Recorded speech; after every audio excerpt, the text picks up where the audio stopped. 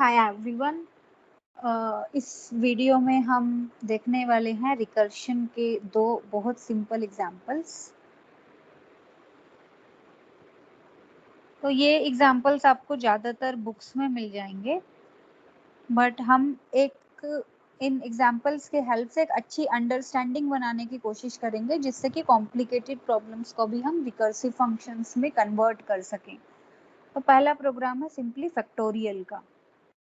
तो जब भी कोई रिकर्सिव प्रोग्राम हमें बनाना है तो हमें बस एक ही चीज सोचनी है कि हम हैं बहुत आलसी इंसान, तो हम कुछ करना नहीं चाहते, तो हम कोशिश करेंगे कि इस प्रॉब्लम का ज्यादातर पार्ट मैं किसी और से सॉल्व करा लूं। तो ये ऐसा है कि जैसे आप अपना काम किसी और को करने के लिए दे रहे हो। मान लो कि आपको कुछ होमवर्क मिला है, तो आप कोशिश करते हो कि आपका भाई या बहन सब कुछ कर दे, उसके बाद जो थोड़े बहुत चेंजेस हैं वो आप कर लोगे। फॉर्मेटिंग चेंजेस, लाइन वाइन खींचना आप कर लोगे, बाकी सारा होमवर्क आपका भाई या बहन कर दे।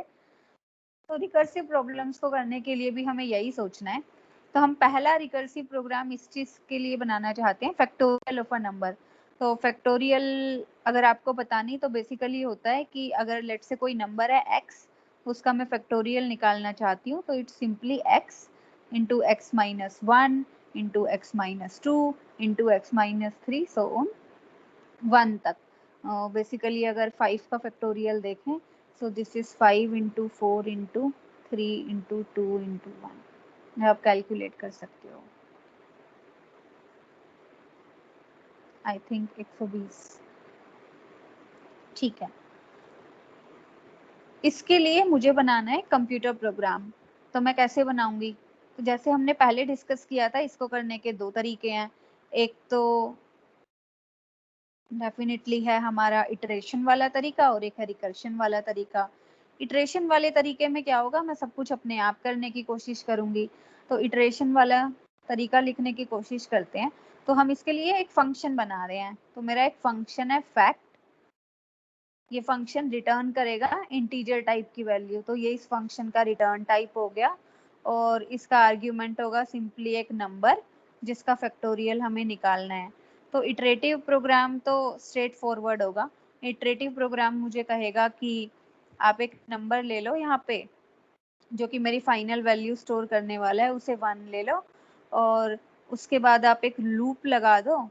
तो एक लूप यहाँ पे हम लगा सकते हैं for i equals to 1, and ये लूप चलेगी जब तक i मेरा नम से कम या नम से बराबर नहीं हो जाता, i प्लस प्लस।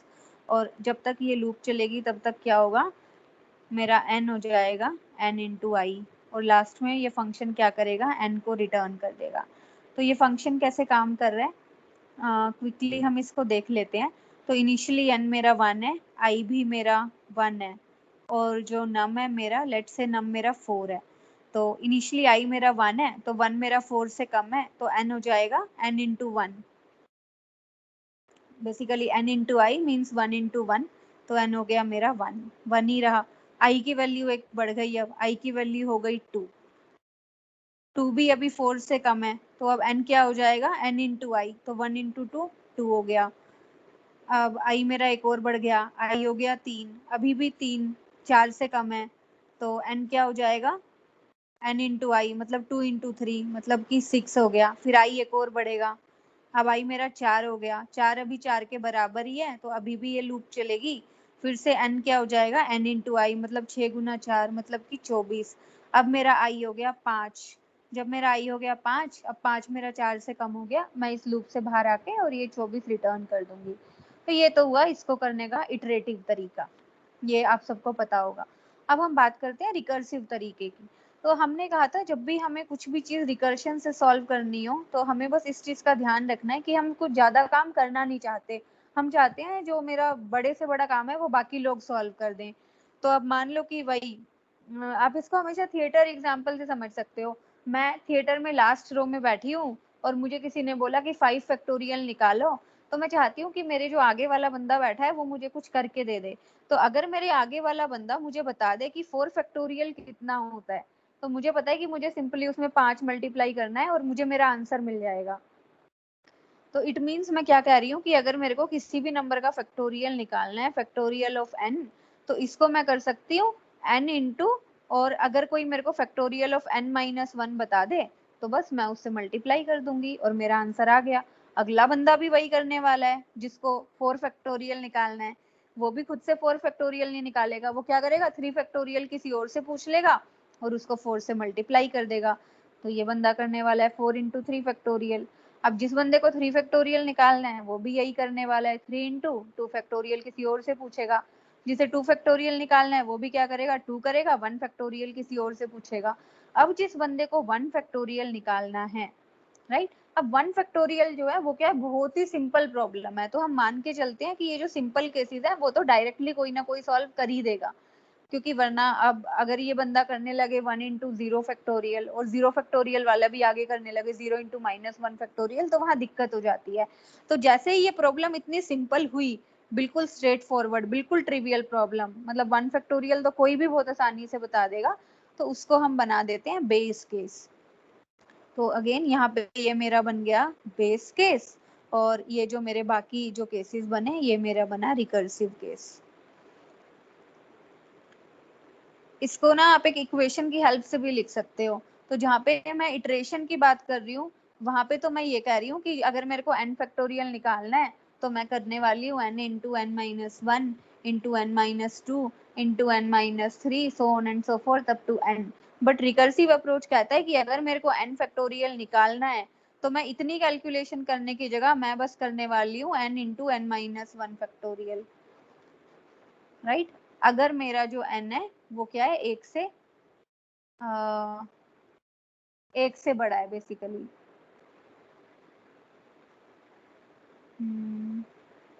सॉरी, हाँ, अगर एक से बड़ा है तो मैं क्या करूंगी n into n minus 1 factorial. But अगर मेरा n जो है वो एक के बराबर है तो मैं सिंपली क्या रिटर्न कर दूंगी 1। तो ये मेरा हो गया इस तरीके को लिखने का एक रिकर्सिव अप्रोच। इनको हम रेकरेंस रिलेशन भी बोलते हैं, उसके बारे में चिंता करने की आपको जरूरत नहीं है।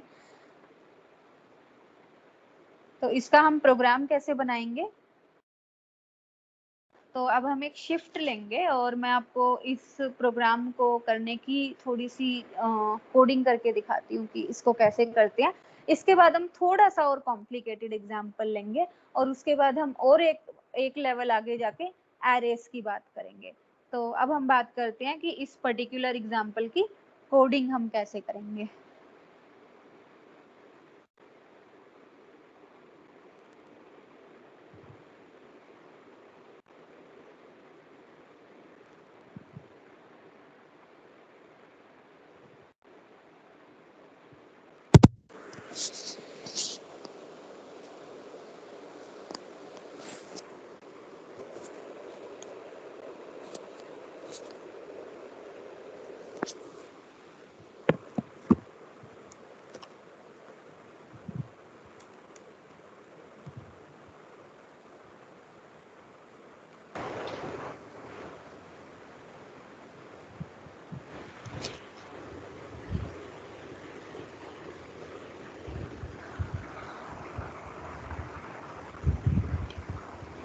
अब मैं आ गई हूँ एक दूसरे सिस्टम पे जिससे कि मैं आपको कोडिंग करके दिखा सकूँ। और just give me a second और मैं अपनी स्क्रीन आपके साथ शेयर करती हूँ, ठीक है। तो आई होप अब आप मेरी स्क्रीन देख सकते हो। तो लेट मी जस्ट ओपन, हम कहाँ पे कोड करने वाले हैं। तो मैं एक जीनी एडिटर यूज़ करने वाली हूँ, इसमें कोड करना काफ़ी ईजी होता है। तो मैं यहाँ पे एक नई फाइल बनाती हूँ, इसका साइज थोड़ा बढ़ाते हैं, ठीक है। अब हमें लिखना है फैक्टोरियल के लिए हम एक लिखने वाले हैं रिकर्सिव प्रोग्राम। इटरेटिव प्रोग्राम तो हमें आता है। तो सबसे पहले तो हम अपनी हेडर फाइल्स इंक्लूड कर लेते हैं।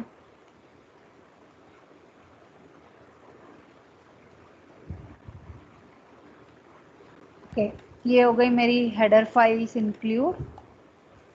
और मेरा एक मेन फंक्शन है जहाँ पे कि मैं एक नंबर का प्रिंट करना चाहती हूँ फैक्टोरियल। तो मैं क्या करने वाली हूँ, मैं इस नंबर को कमांड लाइन से आर्ग्यूमेंट लेने वाली हूँ। तो ये आपको पता ही होगा। ओके, इसको मैं पहले सेव कर देती हूँ। फैक्टोरियल नाम से फैक्टोरियल डॉट सी, हम यहाँ पे एक फोल्डर सिलेक्ट कर लेते हैं। ओके, रिप्लेस किया, ठीक है, ये बन गया मेरे पास। अब मुझे निकालना है फैक्टोरियल। तो फैक्टोरियल निकालने का काम मेरा एक फंक्शन करने वाला है, उस फंक्शन का नाम भी फैक्टोरियल ही है, बट हम उस फंक्शन को रिकर्सिव बनाने की कोशिश करेंगे। तो पहली बात तो जो मेरा नंबर है वो है मेरा, मैं उसे कन्वर्ट करने वाली हूँ एस्काई टू इंटीजर, और यहाँ पे हम वैल्यू लेने वाले हैं आर्गवैल एरे में से पहला वैल्यू, यही मेरा नंबर है और इसका मेरे को फैक्टोरियल निकालना है। तो मैं प्रिंट करने वाली हूँ %d, फैक्ट ऑफ नम, बस। और फैक्टोरियल निकालने का पूरा काम करने वाला है ये फंक्शन फैक्टोरियल। ओके, अब हम देखते हैं इस फंक्शन को हम कैसे लिखेंगे। तो हम ऑलरेडी डिस्कस कर चुके हैं एक रिकर्सिव केस और एक बेस केस। तो ये स्ट्रेट फॉरवर्ड है, जैसा कि हमने देखा था, अगर हमारे नम की वैल्यू 1 है तो हमें एज इट इज़ 1 ही रिटर्न कर देना है, बिकॉज 1 फैक्टोरियल 1 होता है। और अगर नम की वैल्यू 1 से ज़्यादा है तो हम रिटर्न करेंगे वो नंबर इंटू, और इस फंक्शन को फिर से कॉल करेंगे। तो उसे हम कैसे लिखने वाले हैं, इन फैक्ट ऑफ, लेट से यहाँ पे कुछ x पास हुआ है तो x मेरा लोकल वेरिएबल हो गया यहाँ पे।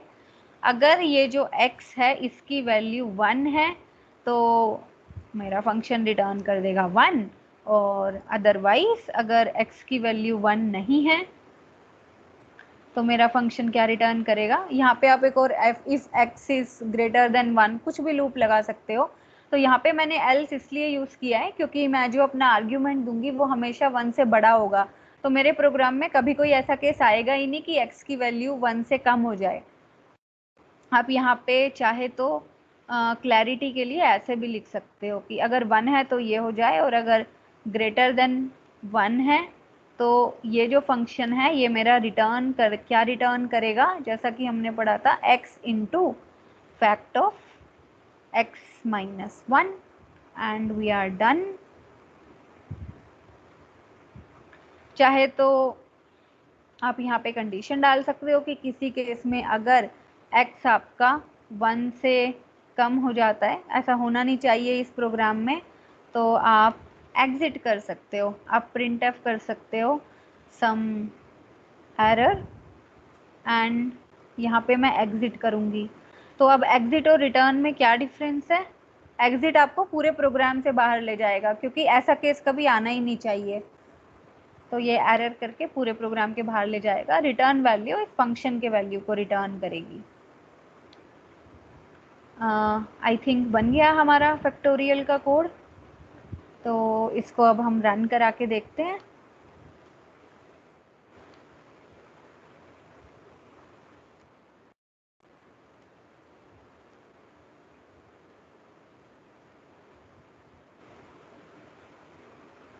ओके, इट सीम्स लाइक कि एग्जिट फंक्शन को कुछ रिटर्न वैल्यू देनी होती है।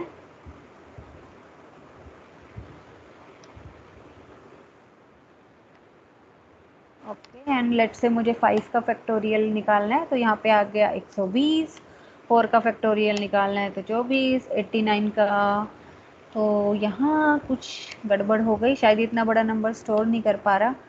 3 का फैक्टोरियल, 10 का फैक्टोरियल, ओके,